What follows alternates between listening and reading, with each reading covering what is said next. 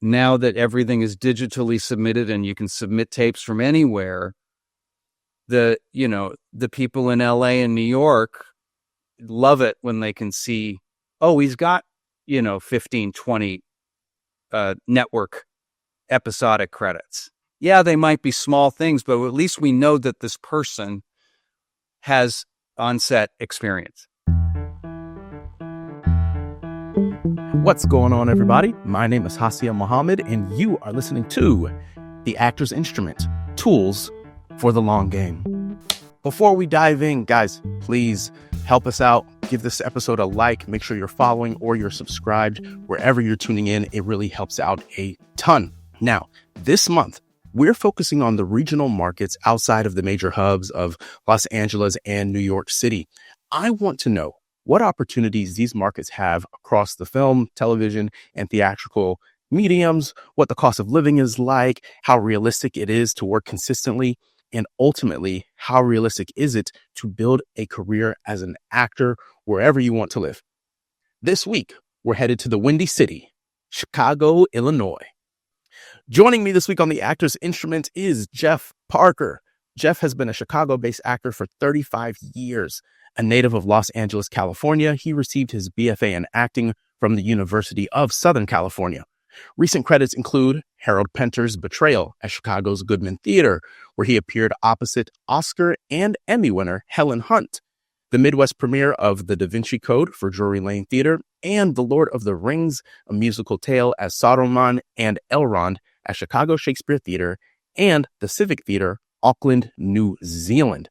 Working in both straight plays and musicals, Jeff's numerous credits include work at some of the major theaters in Chicago, such as the Goodman, Steppenwolf, Chicago Shakes, the Riders, Victory Gardens, Northlight Court, Marriott, Drury Lane, About Face, and Porchlight Theaters. My God, sounds like he's worked everywhere. Jeff, thank you so much for joining me. Thanks for having me, Hassiem. It's good to be here. Oh, I've been so looking forward to this. This is exciting. This is exciting. So, okay, you moved to Chicago 35 years ago. And as everybody just heard, you've built up an incredible resume. I didn't even read all. You said there's more, guys. There's more. I didn't even read all of your other regional credits. You've worked in New York City, you've worked in Boston and other regional markets as well. Mm-hmm. For somebody who's worked so consistently for so long, what would you consider to be the defining quality that you bring to the table as a storyteller? Like, what sets you apart? Being fully present with my scene partner throughout the entire play. There's something I think that we forget, no matter how much training we have, that when we hit the stage and look at the people who are in the scene with us, and we aren't fully present, oftentimes we're in our heads, so that when we actually, I was thinking of this right before we started the podcast, of what I would say to a company of actors is the most important thing, and it could be in any style of play, is that you enter and you need to be fully present with each other. And I think throughout the 35 years here, I've always aspired for that in the moment place with my fellow actors on stage, no matter what story we're telling. And starting there, because you can do all the work that you do around the table, and you can analyze and pull apart any play, but it doesn't really come to life when you're with everybody in the space. So I don't know that all actors remember that all of the time, because we can end up kind of in our own worlds when so much of the time it's not about us, it's about the other person, and more importantly, it's about the audience. And it's a relationship that goes kind of triangularly between us on stage, each other, and the house. Is that a triangle? I don't know, but it and it's not just, and we're not just with each other. We're with the audience. The audience it's sort of a cliche, but I think it's true. It's one of those that actually is apt, is the audience is a scene partner. And in Shakespeare, for example, when you're talking directly to them, they are a scene partner with you. So it's that sense of being fully present with each other that sets me apart, I think. I love it. Well, hey, it seems to be doing well for you. So thanks. keep on being present. Hmm. No, yeah, I mean, you bring up a great point about the audience that we haven't really talked about on this show now that I'm thinking about it. But I remember in school, studying theater history and everything. And there's kind of like the definition of theater.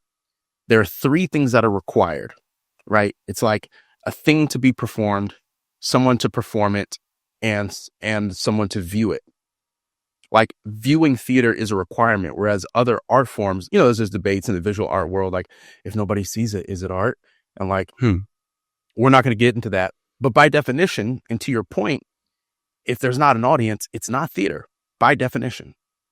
And so we absolutely, we can't forget them. Right. Now, as I said in the intro to this episode, which I'm really excited to get into, we're highlighting the various regional markets. And I got a lot of questions about Chicago, so whatever question I ask, it's like, yeah, it's all Chicago based. So, all right, my first question, you lived in Los Angeles. You were in, especially 35 years ago. I mean, like, holy, you were in the major hub. Why the move to Chicago? It's a great question. And it's a question that often got asked of me by people who were in Chicago when I would tell them that I was born and raised in Los Angeles. And then when I would start to unpack my story a little bit, it got even more confusing. And here's why. I was born in Burbank at St. Joseph's Hospital in the San Fernando Valley, which is, if you know LA at all, there's San Fernando Valley is a very big suburb. LA is kind of a sprawl in general. Downtown is not there is a downtown LA, but when you live in LA, that can mean a lot of different things. I lived in the San Fernando Valley, in the eastern part of the San Fernando Valley, where Burbank is, but I was raised in the town of Sherman Oaks. And at that end of the valley are all of the valley side motion picture studios. Universal, Warner Brothers, Paramount. Paramount's over the hill in Hollywood proper. Oh, fair. But over in Burbank, at the hospital where I was born on the east, the Walt Disney Studios. And to the west was NBC LA, where they shot Johnny Carson shot The Tonight Show for all those years, and Leno later, and then Warner Brothers right there, and Sherman Oaks, Studio City, Toluca Lake. Those were the three communities in which I grew up. And my father was in the entertainment business. He ran a family business, still does, runs a family business that was intimately connected with the motion picture industry. My great-grandfather, a man named Peter Mole, founded a company called Mole, M-O-L-E, Richardson Company. And he was a pioneer in the manufacture of motion picture lighting equipment for the Hollywood studios. It was founded in 1927. What brought me to Chicago for the first time was doing a summer program at Northwestern between my junior and senior year of high school called the Chera program, which was like a pre-college theater program for a summer.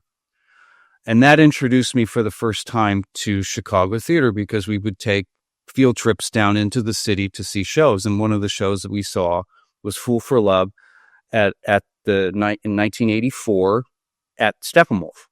And that production of Fool for Love absolutely knocked me back. Everybody, all of us 17-year-old theater kids. And so that planted a seed about Chicago. So fast forward to when I'm at USC between my junior and senior year of college, you could go back to that summer program as a teaching assistant. So I applied for that job and went back for another summer. I got further familiar with Chicago theater and met a lot of people who were making their lives working in Chicago theater. So that first year I was out of school, I spent a summer working for my dad, and then applied. A year went by. Was kind of, not really knowing what to do. I applied again to do another summer at the summer program at Northwestern.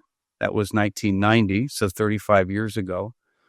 While I was there that summer, I happened to audition for a show that one of my colleagues at the summer program had arranged for me. She said, I think you should come audition for this show at my theater, where she was a stage manager. And I said, well, okay, sure. Why not? I had met the woman who is now my wife that summer. So that was happening. And I did that audition and I ended up getting work. And then that theater hired me for the show that followed that. And so I had 5 months of work, $250 a week, working as a non-union actor at an equity theater. And that's how I started. I had a plane ticket home to LA that I just use as a credit because I've been here ever since. So that's the story. 2 kids in a house in Chicago as actors. Both parents are actors, theater folk in the industry. Okay. So in the 35 years since you moved to Chicago, what has changed industry-wise? What have you perceived, if anything, like industry-wise that's changed in that time? There used to be a whole lot more commercial work. That is SAG commercial work. A lot of stuff has gone non-union. Yeah. It's happening here in New York as well. Right. So if you talk to my wife, to Lynn, who was here in the 80s and 90s, and we were talking about this when we saw you recently, the 80s and 90s really were fertile ground for commercials. And then there was a point at which the first thing you sort of started noticing is that it was cheaper to do a lot of commercials in Canada. Stuff started migrating to Canada. That was the first sign of it. There was another, when you were very young, there was a commercial strike. There was another actor strike, probably about 25 years ago or so. That also hurt the commercial market. So that's a change. On the positive side, where up until about 15 years ago, it was kind of feast or famine on the film and TV side. You know, you'd get maybe one television series that actually was interested in shooting everything here. Like in the 90s, there was this show called Early Edition that did shoot here for 4 years, but that didn't happen very often. Occasionally, there would be a feature film that would come through town because they wanted Chicago locations. So there would be a small number of roles that would go to a small number of people if you've lucked into getting one of them. But then there might be nothing. So it would really be feast or famine until Dick Wolf started creating the Chicago franchises of Chicago Fire, Med and PD, Empire, which was on for 5 or 6 years, shot entirely in Chicago, and then you started seeing production facilities like Cinespace here in Chicago start doing streaming shows. So we would get some of those, and that has been a positive change. What that's been a challenge for, though, is a town that was mostly a theater town. Now theaters are having to reckon with your availability for the run of a show when your commitment's like 10 to 12 weeks, and they don't want to let you out to go shoot a day on something. But we've gotten better at it because it's become more common now that there are more of us who will book this work. And there's some more flexibility, not a great deal, because this, when doing a play, particularly in the tech period, and particularly if you're playing a large role, you're probably not going to want to make yourself available for like one-day gigs, because it's probably going to disrupt the production you're doing in a way. And is it really a good trade-off? Like if you're playing Hamlet, are you really going to go, call out a Hamlet to go do a 4-line role as a security guard? Even though you want the credit, there are trade-offs that you Sure, make, sure. but it is, I would say, been a net positive, because what it's meant for us Chicago actors is that it's meant we could remain here but get on camera experience. Now that everything is digitally submitted and you can submit tapes from anywhere, the people in LA and New York love it when they can see, oh, he's got 15, 20 network episodic credits. Yeah, they might be small things, but at least we know that this person has on-set experience. So that's been great. Nice. Yeah. Yeah, I mean, it definitely sounds like a net positive to me. I mean, obviously, like commercials, or at least they used to pay a lot. Yeah. But but in terms of what we all got into it for, getting perhaps a little meatier work in the television world sounds incredibly positive. So I know that you have representation. You're signed with the Grossman Jack Talent Agency. How necessary for the average actor, whatever, would you say having representation is in Chicago? Initially, it's not necessary at all.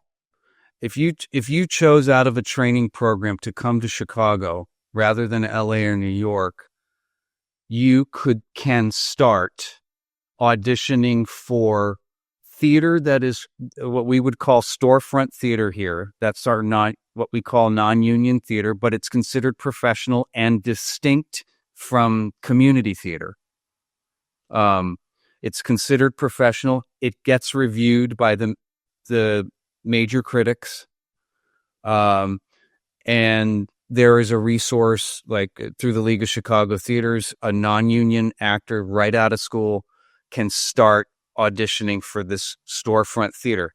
And you can hit all of the non-union auditions, the non-equity auditions at the equity theaters, because they all have a ratio of contracts. So they have to hire a certain number of equity people, and then there's a ratio to non-union performers that they can hire. So my first job was in an equity theater, but I was non-union. And I was fortunate enough within the first year I was here, I could have taken my card, but I elected not to because I wanted to leave myself open for more opportunities, because it was so early. I was 22, 23, 24. And oftentimes the cooler, funkier work is in the storefronts. They're taking more risks in the storefronts. You're, as often happens, a group of students from one of the training programs will come here and they'll pool resources, rent a space, start a theater company, and just go. Steppenwolf started in the basement of a church in Highland Park, Illinois, which is a North Shore suburb here in Chicago, and then eventually became an institutional theater. So you can start working here. You're not going to make a lot of money, but if you're working towards joining equity, you can get a non-union job. Your first one might be as an understudy job. It might be an understudy job at Chicago Shakespeare if you're classically trained and you can handle text. And you can work, and then you just start. But at the same time, you're non-union, so you can still understudy down at Chicago Shakespeare. But then you go over to this funky storefront theater over here, and you're doing some whack production of Wojciech or something. Well, what I hear is that you can pound the pavement. I remember when we were showcasing my senior year in school, we did Chicago first, then we did LA, then we did New York. And I remember ultimately for me, it came down to Chicago or New York. And it was close. Like, it wasn't a foregone conclusion I was going to end up in New York. Because the thing that I really was attracted to in Chicago was that ability to I was like, you could start right away. Like, I could tell, and that was the thing. I was like, if I go to one of these other markets, I'm probably going to be, you have to pay your dues, as they say. And, so I got that vibe when I was in Chicago. And I imagine, at equity auditions, like in New York, if you're non-union, yeah, it's you going might to be as well tough. you might as well sleep in. Right. Don't get, for anybody who's not you, don't get mad at me. I do have kind of, I have an opinion on the EPAs here in New York. But in Chicago, I imagine getting seen at those open calls is much more of like an advantageous proposition. Like you have a chance, you'll get seen. You'll have a better chance of getting seen just because the talent pool is smaller. Yeah, smaller people. If I mean, you New York, show like, up, oh my God. Yeah. I would still advise any actor coming to Chicago, find out who the good local headshot photographers are, get those done, and then get the list of agents. It's easily found on the internet, and then submit yourself and do all of the stuff that you would normally do. It's going to be fewer. It's going to make it, it's actually pretty easy because there aren't that many talent agents to submit to. And as always, I would say, try to do it in concert with maybe a gig that you get, so that you actually have something to say in a cover letter. Hey, I'm doing this show over at the Storefront Theater, and here are the dates, and here's the link to their website, and I'm new to town. I did my training at this school. We'd love to come in and meet you sometime. Boom, and submit. Incredibly informative answer. And you actually answered another question I had about like the opportunities across the different mediums: theater, film, TV, commercial. To me, it sounds like, it's a theater town with kind of multiple levels, which is nice because you can just starting out do a thing, but also, for somebody, a veteran like you, there's still incredibly, incredibly juicy work for you to work on at this stage in your career. And then also there's lots of opportunities, TV, film, and there's still, commercial market's not what it once was, but it's there. And so ultimately it's like, yeah, you can do all of the things in Chicago, which isn't true about some of the other regional markets. Now let's talk about just like living there. How's the cost of living? Because New York is a little rough. You're going to find that your cost of living is much less. I can't give you a dollar amounts or percentages. I mean, I know what my daughter pays for her place at 156th and Broadway for a 2-bedroom, and it's $2,700. And when she and her fiance tell New Yorkers that, they go, "Oh my God, that's great. Where?" Where did you find it? Who's your realtor? Right. And then here, I can't say it's going to be half that, but it might be a third less than that.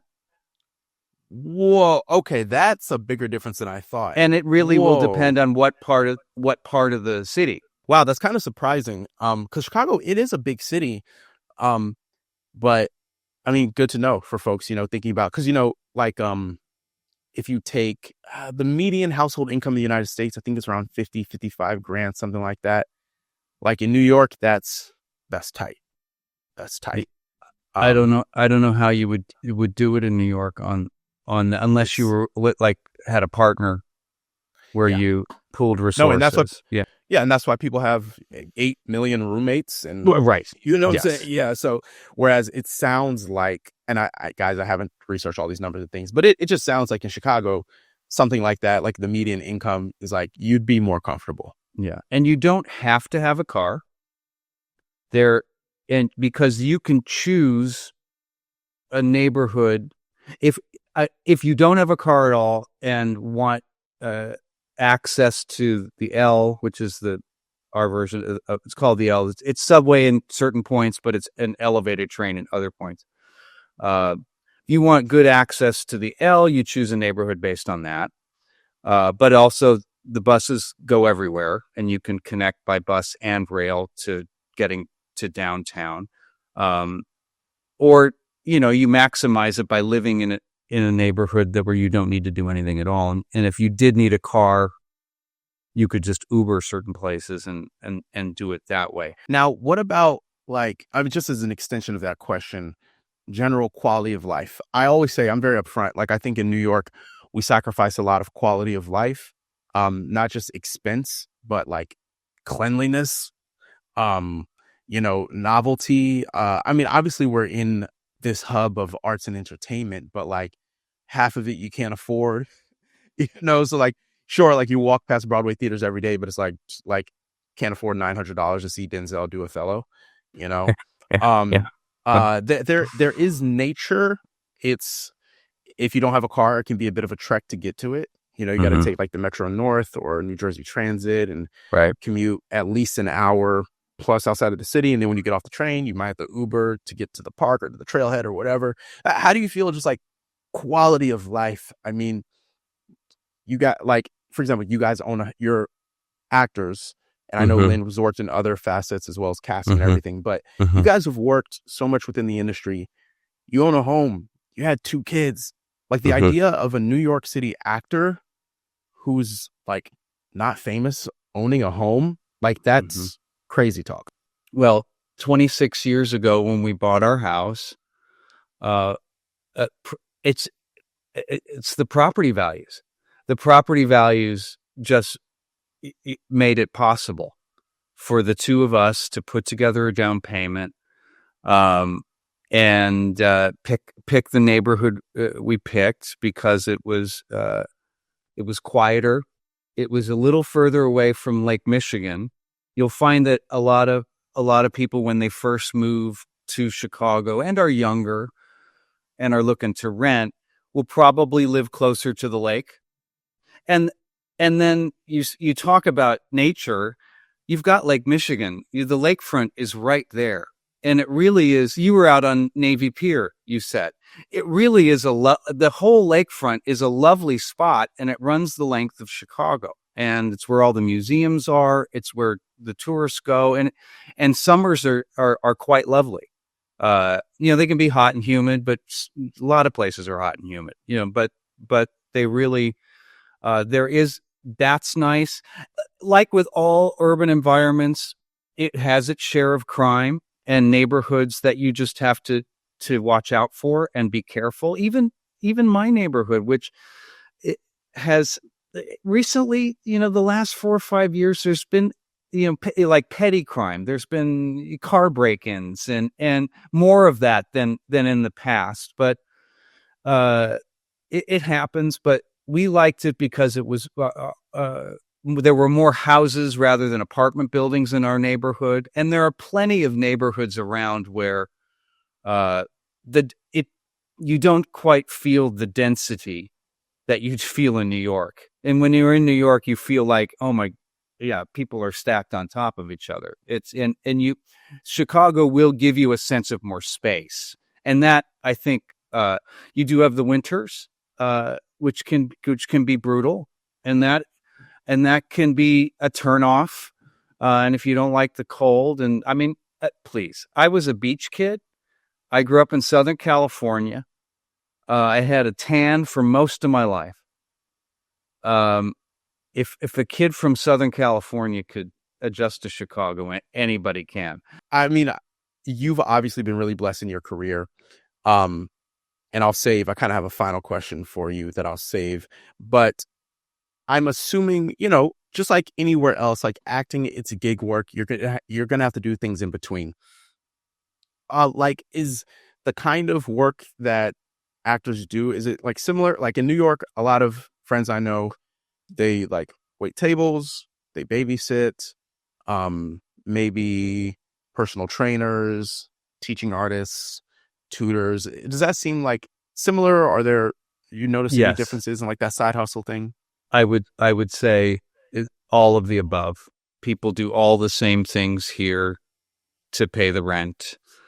Um, I I don't know if this is unique to Chicago or not, but I just use my wife Lynn as an example of these multifaceted. And I'm an actor, and I've always been that. But there are people like Lynn who who wear multiple hats or have shifted hats. Like she was a sketch comedian for 4 or 5 years. Then she founded her own storefront theater company in the mid to late '80s. Then she got her equity card. And then all that time she was doing commercials. And then she ran a summer theater program at Northwestern, this program where we met. And then she became a casting. Then she started casting. And then she was eventually worked at full time at a couple of different theaters doing casting. And so there are people, I think, in Chicago who are people like her who work within institutions in their chosen field. You know, they might be an actor, but they might also run the education department, education and outreach at Steppenwolf or something. But they're a non-union actor, and then you'll see that they're acting in some storefront show over here. Oh, but they're also the education director, or they might be the marketing person over at this theater, but they're also a storefront actor. I think that's really cool, and it's respected. I think uniquely so. That feels very Midwestern in a way. Yeah. Any work is good work, you know. No, and it sounds like you can kind of piece together a career within the industry. Yes. You know, like you may not be performing all the time, but you can still have industry-centric outlets and means of income. And a lot of people let people teach. If they've been around for a while, they will teach at the local acting studios, and some teach at the universities. Like DePaul has a great theater program, and their faculty are all working artists. Northwestern is here. Yeah, the filmmaker, I was just in Chicago, guys, last week, and the film I was working on, the producer and writer, she teaches at one of the theater companies in the city. So it's like her students came on the set, like they were hired as extras. So like they were filling out our set. And so, yeah, I kind of got to see that firsthand, you know. All right. I've got 3 rapid fire questions to wrap things up. All right. Worst part about being an actor in Chicago? Getting pigeonholed. Best part about being an actor in Chicago? The variety of work that you can do. If there's an actor listening to this who moved to one of the major hubs and they're struggling with their career, would you recommend that they try Chicago? Yes. Could you say anything else? No, I remember, like, you know, visiting Chicago my senior year of school. Like I said, we were there. Actually, it was during like a record long week it was like the most consecutive days Chicago had under 20 degrees. It was really cold. The whole week we were there. It was so cold. It was so cold. But things that I remembered, I remembered how accessible casting directors were. You know, in New York after Showcase, I met with a mixture of agents and casting. In Chicago, I had like 12 casting directors that were all like, please send us your information. It was like, whoa, we get to skip the whole agent thing and just go straight to casting, you know? So it felt accessible. I was just there last week, and, you know, getting around was no problem. So from afar, everything you've said, I'm like, yeah, that checks out. And obviously, you know, I've looked up to you and Lynn. I never told you this, but, you know, to me, that quality of life piece is really important. And so I can't tell you how inspiring it is to watch 2 creative people build a family, build a home, live their lives with what I would consider great success, doing the thing they love. It's really an inspiration, Jeff. And I appreciate you taking the time to come onto the show today. It means a lot to hear you say that. Thanks, Hassiem. It's great to be here. Alrighty, folks. If you enjoyed this conversation with Jeff Parker, then you'll love a recent interview I did with Josh Innerst, an actor who's made his career in the state of Ohio. So be sure to check that out. If you haven't already, make sure to like this episode, subscribe to the channel. Major shout out to our distributors and co-producers over at Next Chapter Podcasts. Guys, we'll be back next Tuesday with another episode of The Actor's Instrument. Till next time, y'all. Peace.